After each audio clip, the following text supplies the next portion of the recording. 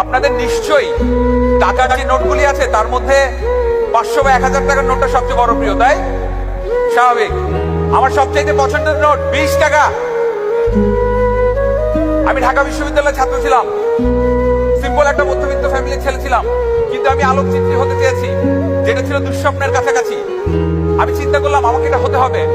খুব ছোট করে বলছি, আমি বিশ্ববিদ্যালয়ের ছাত্র থাকাকালীন সময়ে ঢাকা বিশ্ববিদ্যালয়ে 20 টাকা করে ছবি তোলা শুরু করলাম। বিভিন্ন দিবসে হলের মেয়েরা সেজে গুজে আসতো, লাইন ধরে দাঁড়াতো, আমি ছবি তুলে দিতাম, নেক্সট 20 টাকা, নেক্সট 20 টাকা। একটা 4R প্রিন্ট দিতাম, 8 টাকা করে লাভ হতো।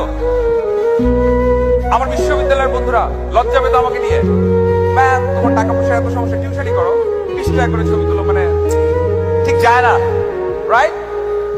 মজার বিষয়টা হচ্ছে, কিছুদিন আগে আমি ইউএসএ তে একটা শুটে যাই। অজয় কাজলের শিবা মুভি রিলিজ হচ্ছিল।